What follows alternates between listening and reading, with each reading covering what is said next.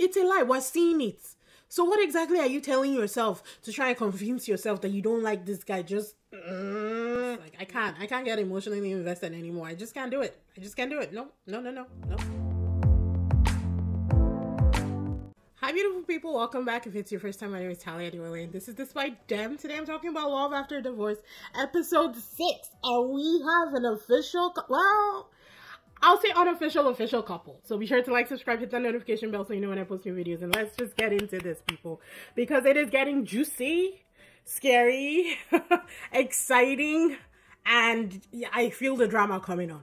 So we start off, last episode we left off, they were on dates. They had all picked the items, the personal items, which decided that the dates, which dates they were going to go on. To remind you, it was Heejin and Dewey, Tom and Jisoo, Jerome, BENITA, Ricky, Harem, Jimmy, and Sora. So they finished Jimmy and Sora's dates in the other one, and they did reveal their locations. I will give a rundown of everybody's locations once we're done with the dates. They ended on Harem and Ricky in the last one, with Ricky about to say where he was from or where he lived in the United States. But then episode 6 starts and they switch to Heejin and Dewey's date. The date was out in Cancun. It was nightlife. They were just enjoying themselves. Heejin was actually really social. She was dancing with the waiter who had the drinks balanced on his head. And she really did show a different side of her. And I feel like she's fun. I feel like she's been holding back a little bit. I think maybe she wants to find her person and then she can like commit and like come out and, you know, be very herself fully. But I feel like there's a fun person hiding under there. So yeah. And then the date was casual and easy. They were talking back and forth. Dewey has game. Forget the nerd look. Dewey has game. And he's very direct. He will say what is on his mind. I think that's what it is. He's very earnest and he just speaks, you know. Text comes in about the regions, and Dewey is from Los Angeles, which I really didn't see. Honestly, I could not tell you where these people were living in the United States. The only person that I called was Tom, because I don't even think they tried to hide it when they were doing his intro. And then Heejin discloses that she is from Vancouver, Canada.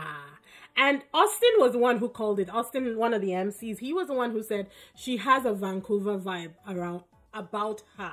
And apparently she's been in Vancouver since she was in middle school. So I guess he just guessed it, and he guessed it right. Like, he hit that nail on the head. Vancouver to Los Angeles is a 3-hour flight. Now, I don't think there's anything romantic going on between, Dewey and Heejin, but it felt nice because Dewey then disclosed that he used to live in Burnaby in BC, which Vancouver is in BC, so they were in the same province, and he lived in Vancouver for a bit too. So that kind of really put Heejin at ease. She was very excited and very glad that she met a fellow, you know, Canadian, because I think she's a citizen and he's a citizen as well. So they're both actually citizens of Canada.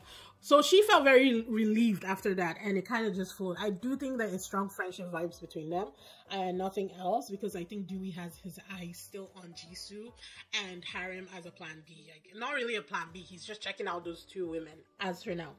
They switch over to Tom and Jisoo, and they didn't really show us much of this day, to be honest. They switched over to them and it was the region disclosure, and I feel like that date was dry because they didn't show us anything. After they both said where they were living in the United States, they cut away from them, and I was like, at least show us the date, show us that there's no chemistry here, because I get it, and we'll probably figure it out, because Jisoo goes through a lot in this episode. I felt so bad for her. But Tom is from Vegas, which I called because they really, like I said, they didn't hide it in his intro.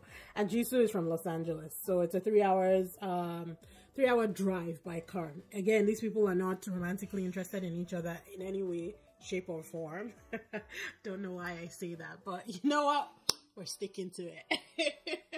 Meanwhile, BENITA is telling Harem in the room that she's not excited to go out with Jerome. And you know what? Look. I think BENITA is gorgeous. Like, every time she was speaking in this episode, I would look at her and just be like, whew, she's beautiful. But I do not like the way she talks about Jerome.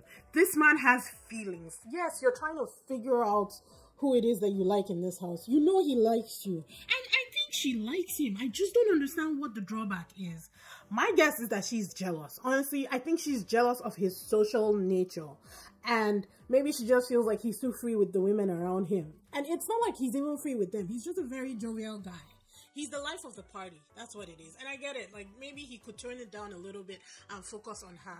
But personally, I don't think that he's doing anything wrong. And I don't like the way she talks. I'm trying to keep my hold and my like for BENITA, but with everything that comes out of her mouth, it really gets harder. And then in the end, I go back to episode 1 and I look at the clips again, and honestly, I don't want to say it, but I'm beginning to dislike BENITA. I'm telling you guys, I'm beginning to dislike. So if you're a BENITA stan, please hear my heart, because I just don't like the way she talks about Jerome. Moving on.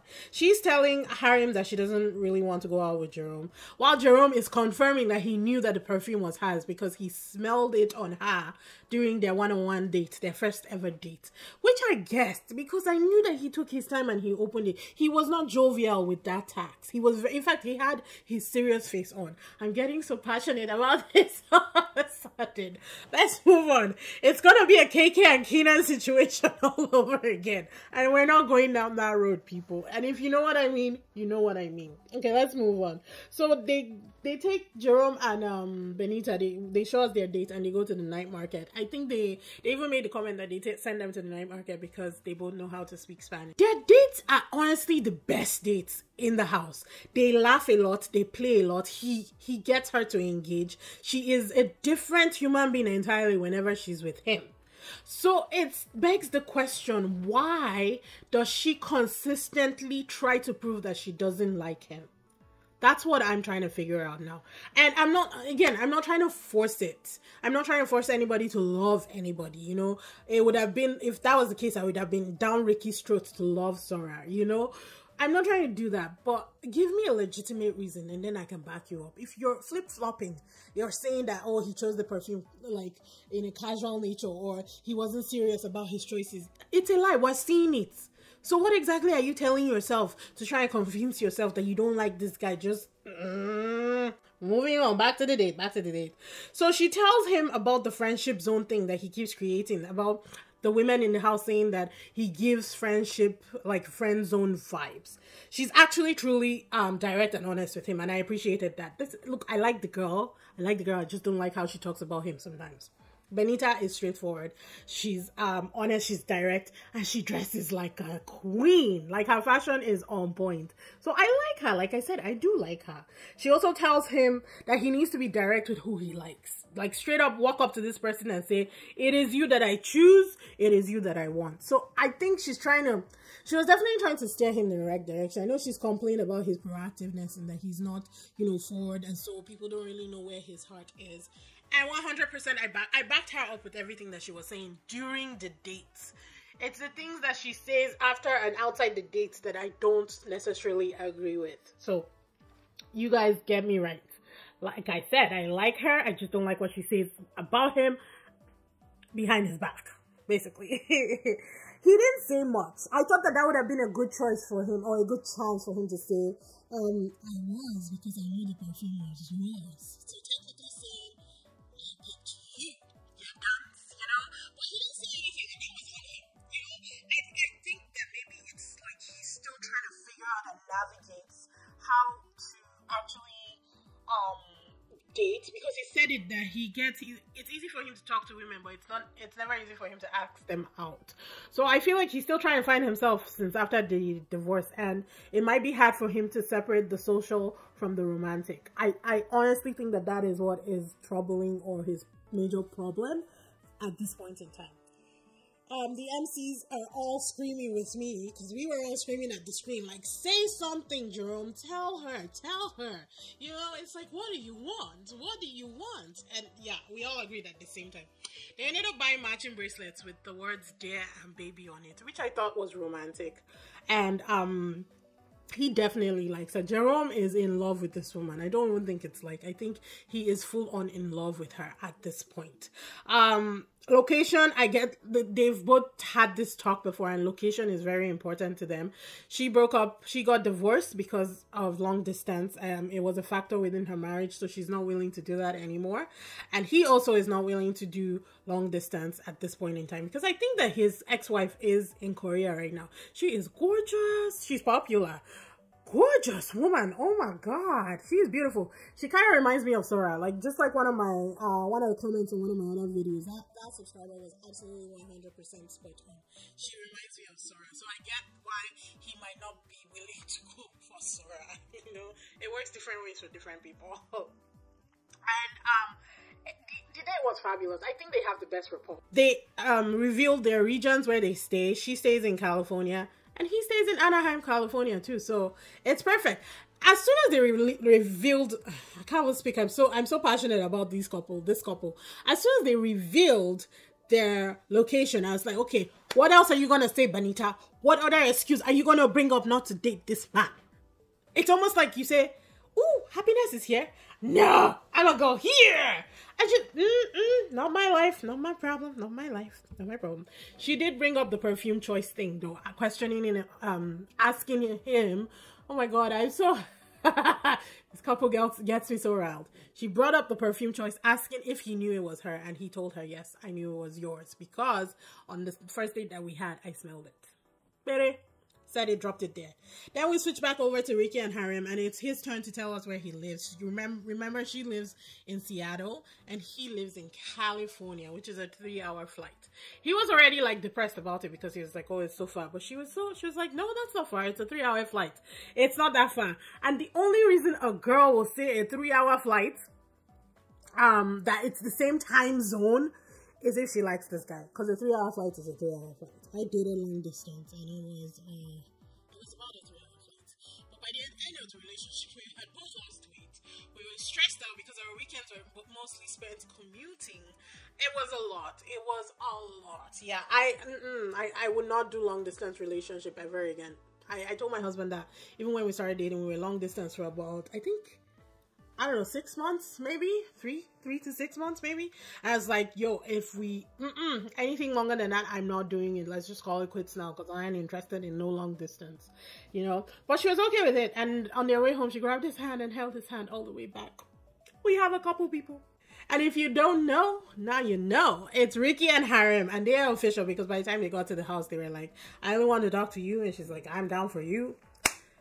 They are a solid couple now, people. So the regions, we have Jimmy, New York, Tom, Vegas, Jerome, Cali, Dewey, Cali, Ricky, Cali. Harem, Seattle, BENITA, Cali, Sora, Cali, Jisoo, Cali, and Heejin, Vancouver, Canada. So they're all talking back at Dolsing house. They're all back, and they're discussing their regions and just having fun with it.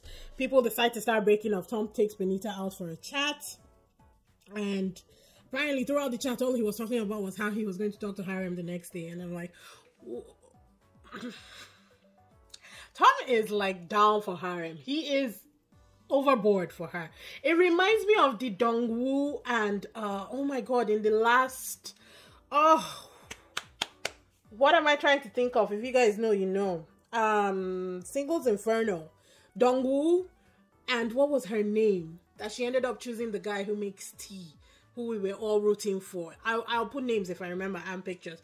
But Tom is the Dongwoo of this situation, where he's pining for a girl who has already chosen another guy. It blows my mind. Dewey also posed Jisoo, and during that whole conversation, she was just talking about Jimmy, saying that the guy that she's interested in isn't interested in her, and that it's really, you know, it's really hurtful when somebody kind of like spurs your interest. And she starts crying. It was that serious. And I was like, damn, girl, it's only 3 days. What the is going on? I felt horrible for her, but like after I cried with her and I wiped my eyes, I was like, wait a minute, it's only 3 days. You gotta calm this shit down. Like, we still have time to go. I think they're only in the house for a week though, so I guess, yeah, maybe not that long to go. But she ends up saying that she will stay waiting with hope. And I was just like, poor Dewey. Dewey took her aside to get to know her, and all she talked about was the guy that wasn't interested in her. And then it like with the words that she's waiting for this guy regardless. I just felt terrible about that. Jimmy then pulls Heejin and they go out for a chat. He tells her that he doesn't think he has to get to know any other person. So he basically said, "You are the one I choose." She didn't actually clarify that she was interested in him. I think that whole yoga situation on the beach kind of put her off him. And I'm not sure why. Because I don't know. I really don't know where Heejin's mind is right now. I'm thinking maybe I don't know. I can't tell you. I can't read this girl. And honestly, it's exciting for me. I can't read her at all. Because I thought that she liked Jimmy. And then that whole beach situation with Jisoo happened. And she kind of just went off him. I think that's what happened. And so, yeah, body language said she liked him, though. She was showing him pictures of her dog, herself. He was telling her that she looks prettier in person. Jimmy has game. I'm just going to give him that. He has game. And we're going to leave it there. We'll see what happens with these two. Jisoo then walks past them and goes into the gym and calls her mom and cries some more on the phone. And I'm just like, girl, it's too early. Give it time. Give it time. You don't know what's going to happen yet. The only solid couple in this house so far is Harem and Ricky. Nobody else has chosen their person, you know? And it was just weird. Like, the whole thing. She was in the gym and Jimmy and Heejin were outside, so you could see both of them at the same time. I was like, these angles are just brutal. It was sad. I really felt for her. Her mom told her that she needs to open up her hat. Oh my god, these H factors are coming back to get me. Mom told her that she needs to open up her hat and get to know other people because it's only day 3. So kudos to mom for like laying it down and telling her, do you. She had some concerns during that phone call though. She said that she hoped that she would meet someone like her. And she explains it more to Dewey later on. So we'll get to that. Tom and BENITA, they were talking about hobbies and interests. And then she tells him that she's not fully interested in Jerome, and I'm not really sure why she brought that up, because she was saying something like, if I was fully interested in Jerome, I wouldn't be talking to you. But he was telling her how he was going to be talking to Harem the next day. So I was just confused about the whole thing, if I'm being honest. But we're moving on. Ricky and Harem were like high school sweethearts, to be honest. Then they were talking at the pool, and then he says, I want to hug you. And I'm like, don't say it, just do it. This girl held your hand. She held your hand. You didn't have to reach for her. She reached for you. She's in. Hook, line, and sinker. She is all in. She's riding or dying till the end. I feel like that's the kind of person that Harem is. Dewey then pulls Sora aside because he wanted to tell her something, and because he was asking her about Ricky, like, because she made it obvious that she likes him, and he was like, oh, you made it too obvious that you like him and stuff like that. And she said that she gave up on Ricky when he chose Harem's earrings because they were obviously Harem's earrings, and so that she was just done after that. And then Harem slips by them and Ricky goes the other way, I think, and Dewey just up and says, oh, I gotta get Harem before she goes to bed, and leaves Sora there. And I'm like, Dewey, oh my god, you pulled this woman aside. Come on, you gotta be more tactful. I get it that you like Harem and you want to talk to her, but that wasn't nice, you know? It wasn't nice at all. So Dewey and Harem are talking.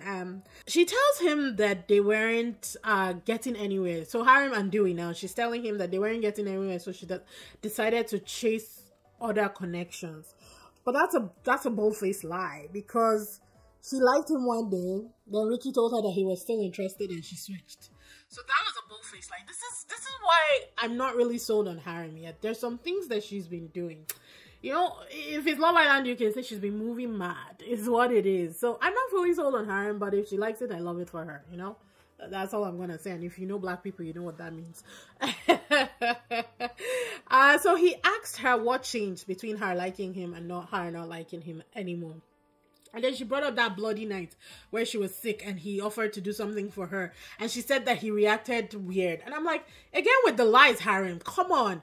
You even talked to him that same night in the evening and he was like, no, I didn't even notice that there was anything wrong. Like, you keep doing you, you know? So I don't understand the lies. Simply say, my connection with Ricky is better and I decided to follow that. That is all. You don't have to lie about the situation. So again, points deducted for Harem people. I get it, they're cute. Her and Ricky are cute, and you know, again, if they like it, I love it for them, but points deducted for the continuous lies against people. Ricky shows up then to give Harim her, what's it called, her purse that she left in his room. And Dewey was like, can I talk to her for a few seconds, and boots him out, basically. I think Ricky was definitely upset about that. So at this point, Harim is like completely off because apparently Ricky is her man in her eyes at this point. And he came to talk to her and Dewey shooed him away and she wasn't impressed. So she kind of like just ended that whole situation and went to find her man. And they ended up talking till 4 a.m. in the morning. So the next morning, Ricky, Tom, and Dewey are all in the kitchen chatting, and Dewey lets it slip that Ricky and Harim are an item now, which is just bad news for Tom because Tom decided that today was the day, you know, day 4 was the day that he was going to go all in for Harim, and Dewey let it slip that Ricky and Harim are an item now. So Jimmy ends up telling Jerome. Jerome was very upset with the whole situation. Benita walks by and he was trying to talk to her, but she was giving him attitude. You guys, I will not go into the Benita scenario anymore. You already know how I feel about that. So Jimmy pulls Jerome outside and he tells Jerome that Benita and Tom are more like friends, that the conversation they were having yesterday, it had nothing to do with romantic styles. You know, it was more like friendship. And that made Jerome feel a little better. Dewey then pulls Jisoo and tells her directly that he is interested in her. She said that her holdup was that they were raised differently. So she was born in Korea but raised in America, and he was born in Korea and raised in Korea. And she thinks that culturally they will not mesh. And I'm just like, that is BS. Tell this man you don't like him and let him move on. Because she basically said it like it was doom and gloom, like, oh no, our cultures are so different, so we can't be together. And he's like, I think that would be exciting. Like, you will teach me more about the way you were raised, and we can connect on how I was raised. Like, what the? Oh my god, I can't with Jisoo. You know what? Let her cry in the gym. I'm done with her.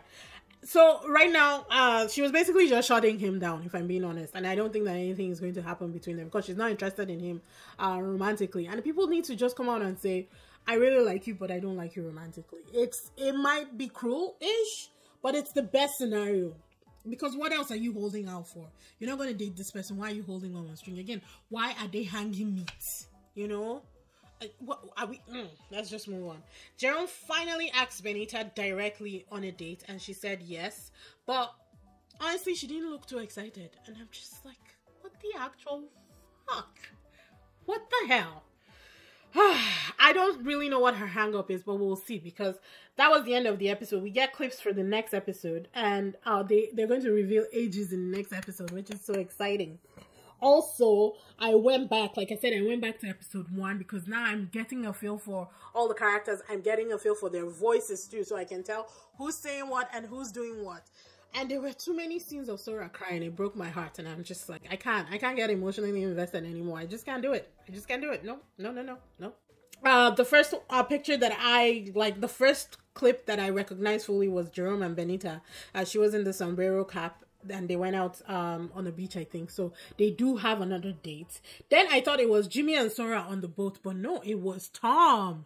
So Tom and Sora seem to go out on another date. So we'll see how that plays out. Then Jimmy and Hichin on the beach. I think it was dark, but I could recognize Jimmy's silhouette and Hichin's voice for that one. And then we come back to the house by the pool where Benita is rejecting Jerome. I could tell by the bracelets. He was wearing his baby bracelet. So she was telling him that she's not interested and she's interested in somebody else or something like that. And that broke my heart. So I'm not really excited for that day. And I'm hoping that it's just a fluke, you know. I'm hoping it's a fluke because my man, Jerome, Jerome can't be single at the end of it. He's just too good. I think he's a great guy. But you know what? The thing about this is that it's exposure. So whoever is single at the end of this will have people in the DMs by the time they leave the house. So nothing spoiled. As we say in Nigeria, nothing spoiled, nothing shy. No shaking, no dulling. You go still catch one, whether they like them or not. Anyhow, they now show Jisoo again, crying in the gym again, probably on the phone with her mom. And then Tom with someone in the pool. And I think that it was Benita. Because there was an image with Tom talking to someone with short hair. And I think Benita is the only one with short hair in the house right now. And he was saying something like, you're the only one that I connect to the most. So I feel like that was Benita. I'm not sure. We will get there eventually. I mean, we're getting close to episode 14, you know, slowly but surely. So we'll get there eventually. But yeah, official couple Harem and Ricky, I think they're going to be making out by the next episode. So I feel like they are solidified. I think they are done. I'm not really sure. Although we see Harem crying in one of the shots. So I'm not really sure what went on. But I think Ricky was standing beside her. So maybe there was some bad news or something. I don't know. But we'll find it. We'll get there. They're getting into the thick of things now. One couple is down. There's 4 more to go. So we got to figure out who's going to be solidified by the next episode. And then we'll go from there. But yeah, I hope you guys are watching as well. I'm loving it. Let me know your predictions. Who do you think is next to become an item in the house? And yeah, let's go from there. Let's dialogue on this. Be sure to like, subscribe, hit that notification bell so you know when I post new videos. And I will see you guys in the next episode. Bye!